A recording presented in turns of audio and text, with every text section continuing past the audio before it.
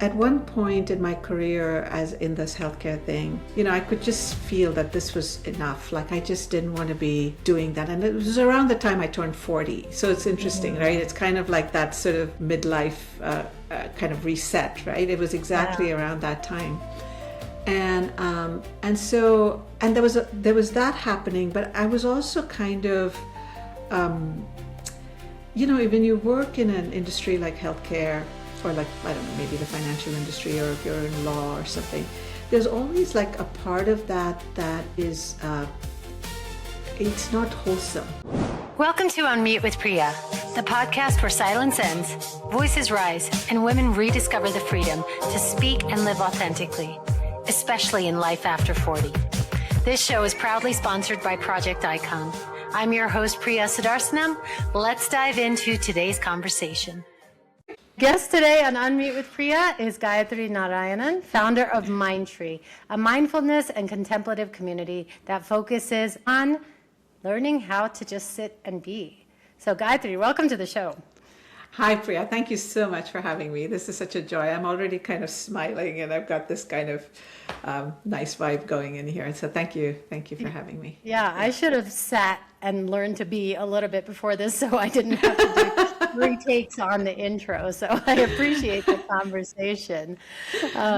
Let's dive into your story. What drew you into this work? Yeah, so actually, so I grew up in India. I came here to the US for my grad school, and I kind of went down the path of least resistance, doing tech and computer science, physics, math, it's like, I think there was this kind of an unwritten rule in India that, okay, if you were good in school, that, that was the path, right? Like, because if you did arts or commerce or whatever, then it's like you're dumb. And if you're doing arts, then you're really dumb, right? Like, I mean, that's the narrative. So if you're doing science in India and outside of India, even me growing up here, it's the same. So yes. Yeah. So I kind of, went down that path of science and math and computer science. Anyway, so I came here, I did my graduate degree in information systems, and then again, just sort of path of least resistance, wound up in a job, where I was in healthcare technology in Los Angeles, working at a hospital, and, leading teams and doing all this other good, cool tech stuff, getting paid, good money, and, building a life with my husband and kids in LA. And, I think I liked it for a while. I was doing well in my career.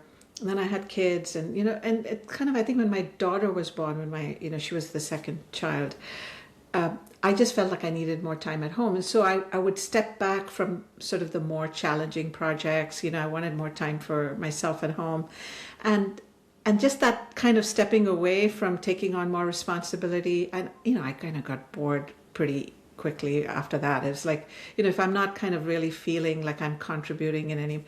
So there was kind of, part of it was sort of boredom and, just feeling kind of burnt out and not interested after a while.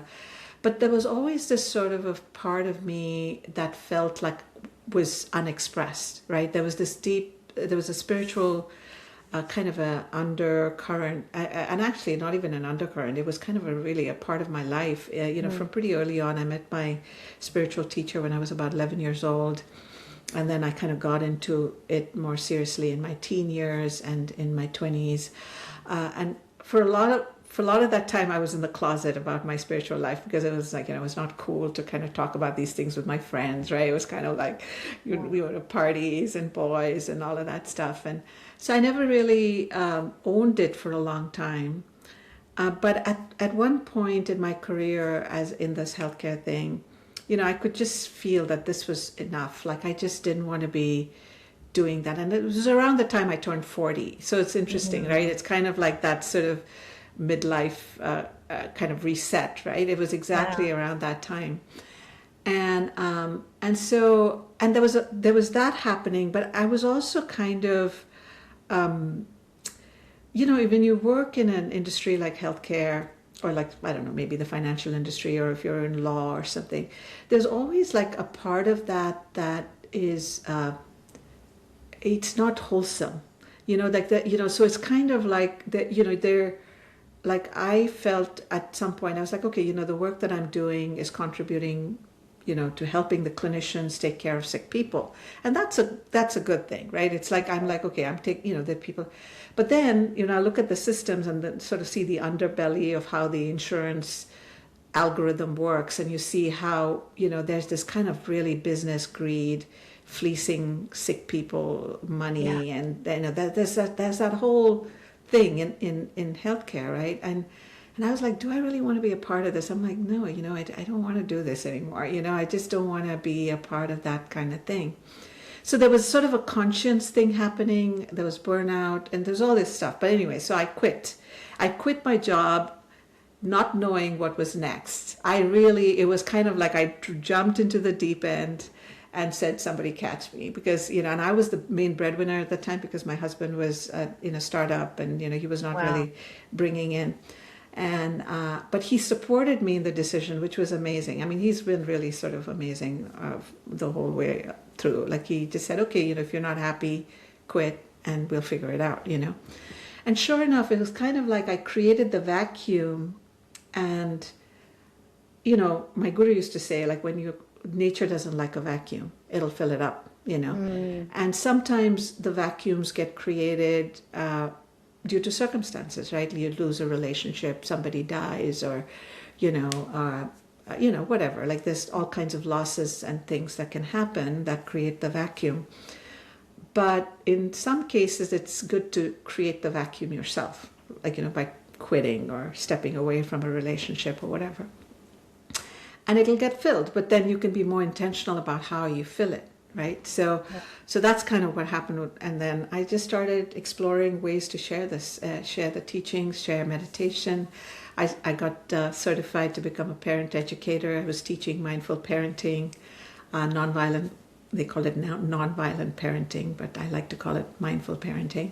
And then, and then I got certified as a mindfulness meditation teacher with Jack Kornfield and Tara Brach and those guys. Oh my God. Yeah. So I just kind of, the path unfolded, it was just like, that's kind of how it happened. Oh my gosh, there's so many things to what you just said that we could go in either direction. One, I love the fact that this started happening around 40, and this is what I speak to because I think that's that internal shift that women are experiencing around perimenopause. I'm not a doctor, I don't know, I can just only speak for what's happening within my own self, where you start questioning, is this really my life, or is this what somebody said I was supposed to live? Yes. And so that's incredible. I want to dive into mindfulness and meditation because there's some myths around it. People, my first experience with meditation was when I first moved to New York in '99, and I was going to yoga studios. They were popping up everywhere. And people were chanting, but the teachers were asking me, because I was the only Indian in the class, what does it mean? And I'm like, I don't know what these chants mean. And you're saying it and so everybody, I got a jaded view of what spirituality was, because I thought if I can't sit, then I'm not spiritual enough. So I would love for you to share a little bit about, or to help debunk that myth about what mindfulness and meditation really are. And even spirituality, what that is. Yeah, and I think this is it's such a great question, only because, there are a lot of just sort of baggage that comes with this whole industry of spirituality and meditation and mindfulness and all of that stuff. And of course, some of this, like especially when it comes to yoga, it's the roots are from India, and and people are doing things, and maybe not everybody understands what they're doing, but it's kind of appropriating certain parts of the culture, and so there's some gray areas there as well, as far as that whole yoga industry goes, and for me, the way I think about it is. It has to be your own, right? So in my path, I've taken from different streams, right? I've taken from Advaita Vedanta, I've taken from yoga, I've taken from Buddhism, I've taken, but you have to kind of curate it, based on what works for you. And the idea is that whatever you're doing, if it has to free your heart and mind, like that's really the purpose of all of it, like, whether it's spirit, whatever you're doing, and kind of drop off all the dogma, the kind of strictness and, struggle and striving and saying, okay, if I can't get my mind to settle, then I'm not doing this right. There's all these myths about meditation. They say, oh, the mind has to be completely still. And if I can't sit still, then I'm not qualified to be a meditator. Those are all myths, like you said, and the mind is going to do what it does. It's about learning how to become a witness to the mind, see what's going on, be curious about your inner life, be like a scientist. It's kind of like you put yourself under the microscope and say, "Ooh, what's this about? Like, where is this coming from?" And to bring that sort of compassion, love, care.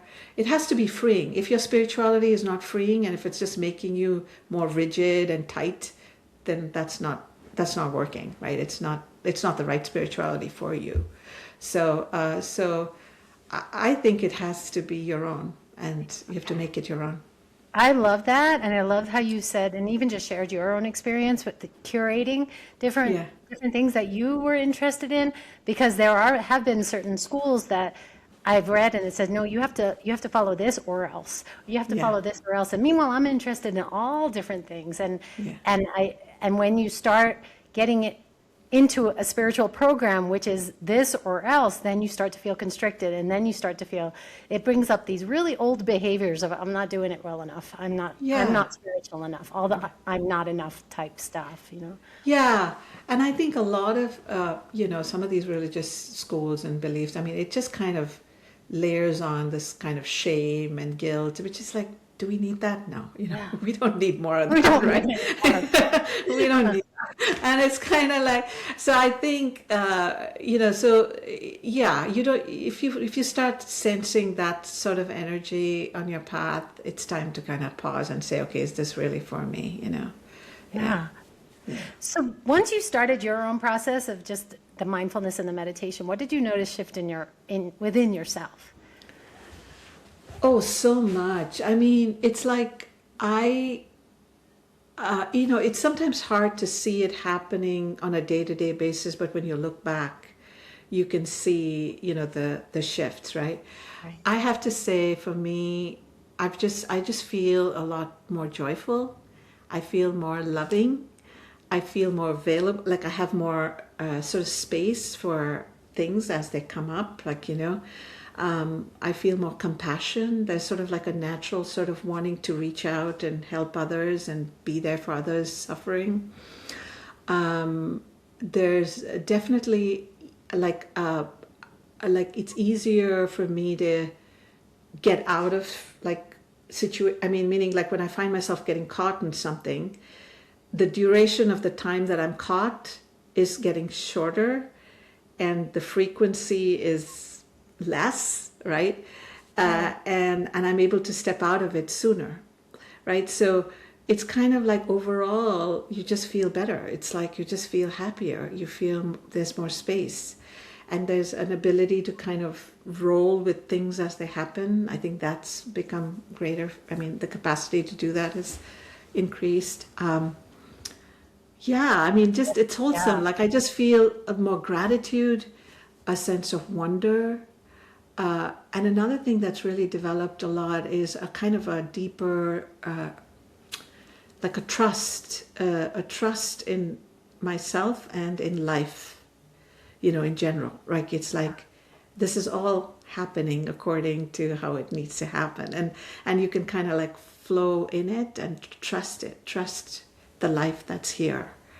And so I think those are some of the things I can sort of name off the top of my head. Those are massive things. I mean, it just feel that, and what I'm hearing also too, it's not a I think it's the saying, it's about the journey, it's not the destination. So even with mindfulness and meditation, it's not about this place that you're trying to reach. It's this journey, and sometimes maybe your thoughts are going to be more racing, and sometimes you're going to be quieter, and so I'm assuming that's what happens in this journey as well. 100%. It's not this kind of linear thing where you're kind of on this path to some permanent state of, wonderfulness. That's not how it is at all. I mean, it's kind of, 2 steps forward, 3 steps back, 5 steps forward, 1 step back. It's constant, and life is always happening, right? Like there's no way to predict from one moment to another what's going to arise and how it's going to arise.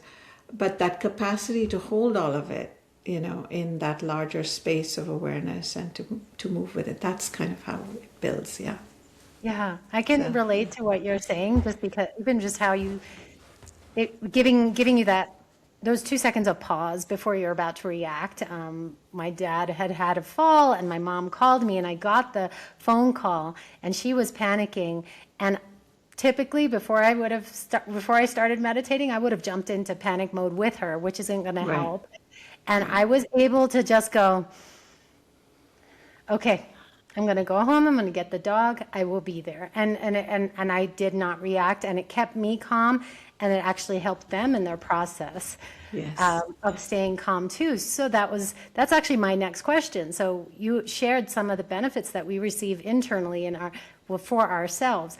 What have you noticed externally in terms of within your life and relationships, and has any of that shifted? Definitely. I mean, my relationship with my kids, with my husband, with my community, I mean, all of that, I think that those have all been movements in the positive direction. But I think what's happened over the years is, as I've gone deeper into my practice, my life has also kind of reciprocally changed, where I'm in touch with more people, and in these communities, and so my work has kind of become such that I am reaching more people in these various classes, and so my external world has changed along with my inner life.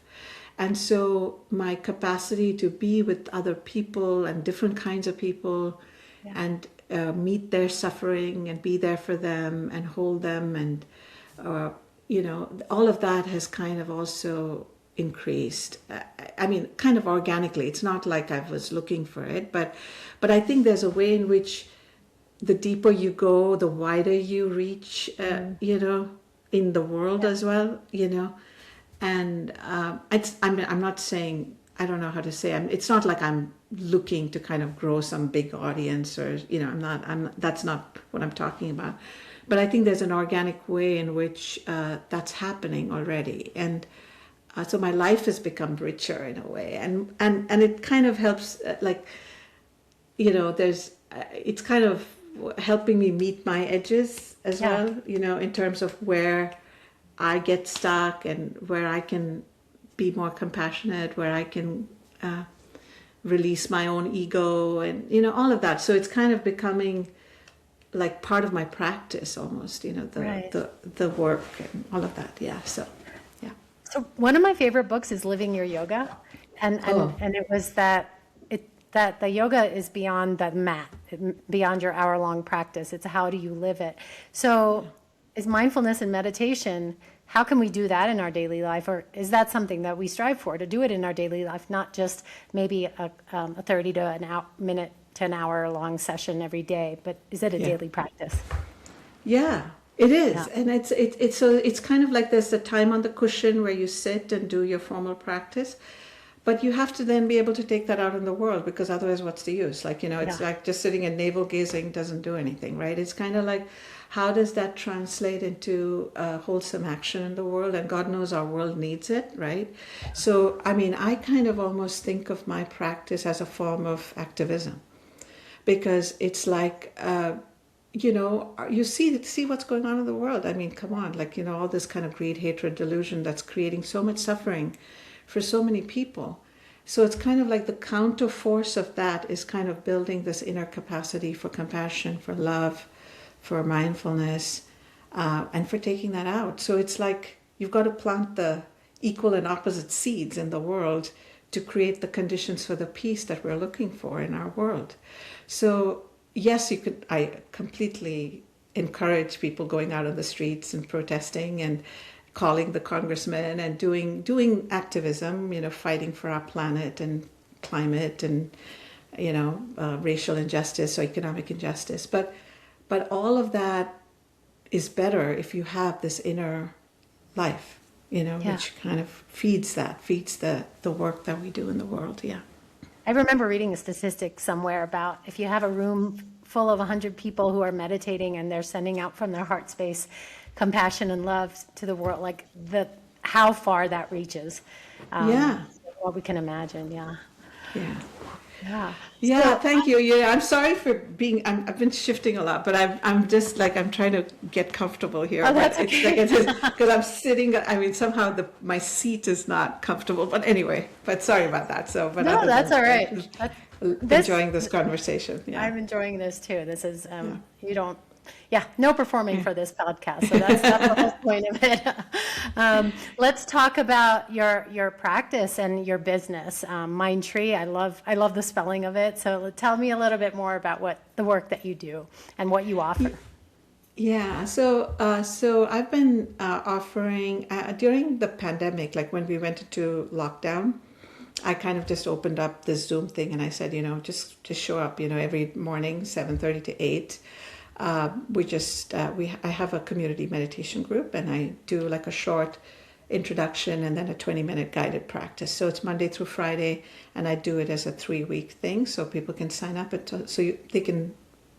All my offerings are listed on my website, which is mindtree.org. And so I do community meditations. I teach at a couple of senior living communities. I do one-on-one mentoring. I lead retreats.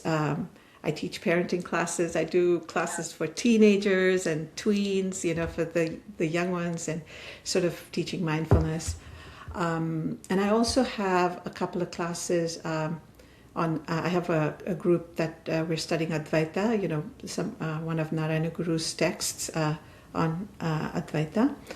And it's beautiful. It's 100 verses it's called 100 Verses of Self-Instruction. So it's it's a very beautiful text. So we read and contemplate the text, we meditate. And then I did a whole series on the Yoga Sutras, and now I'm teaching a series on the Satipatthana Sutta, which is a Buddhist text.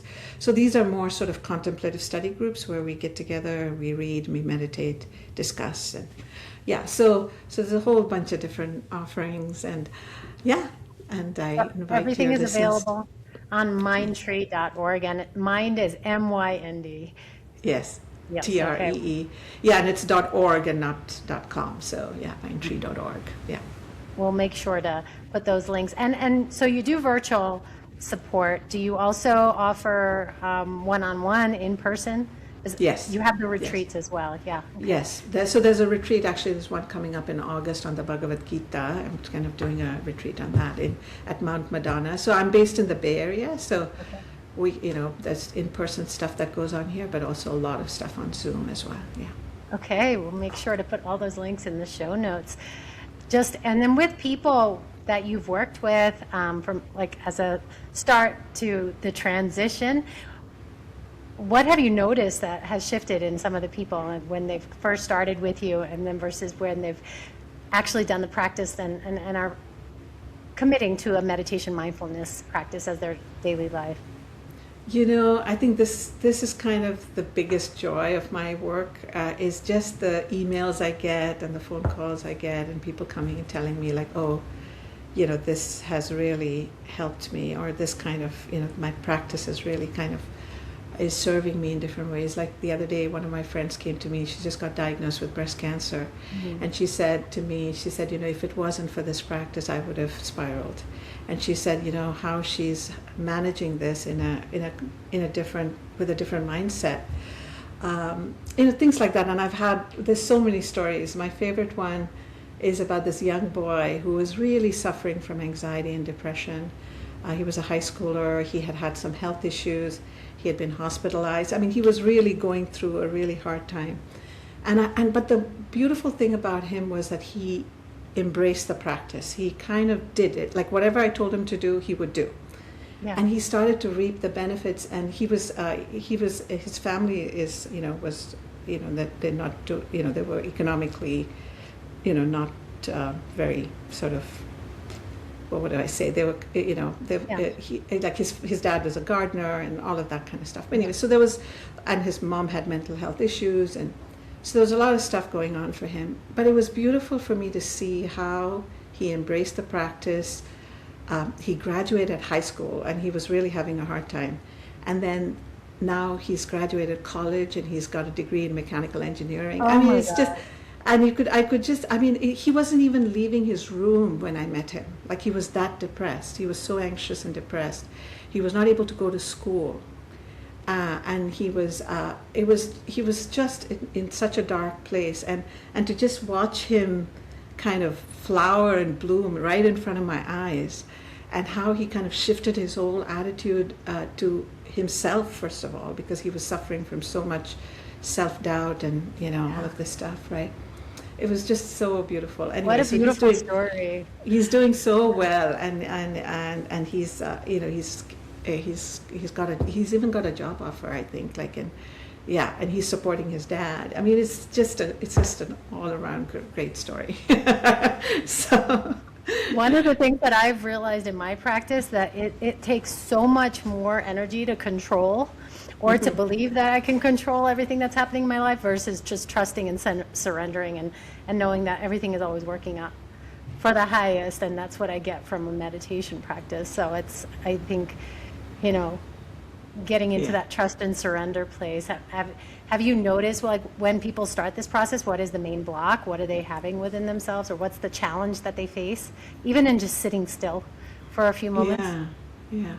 It varies, I would say. So for some people, for a lot of people, it's anxiety and depression. It's kind of like, I think the pace of our world, it's kind of crazy, and the kind of demands and expectations that people have of themselves, it's unreasonable, right? So I think there's a lot of this kind of self-judgment, self-hatred, self-doubt that sort of gets in the way for a lot of people, and also a sense of not being themselves, right? Like, it's kind of like you're trying to fit a square peg into a round hole and walking around in a spacesuit all day, and it's just uncomfortable for a lot of people. So I think those are the typical things that come up. And I think with the practice, you start to kind of inhabit a more authentic version of yourself, because you see the lie, right? You see the lie very clearly, because your mind is quiet and you can see, oh my God, why am I putting myself through this and suffering, right? Like, you see the nature of suffering. And slowly things start to fall away that are causing you the suffering, and then you feel better. So that's kind of how it works. It's the awareness, Yeah.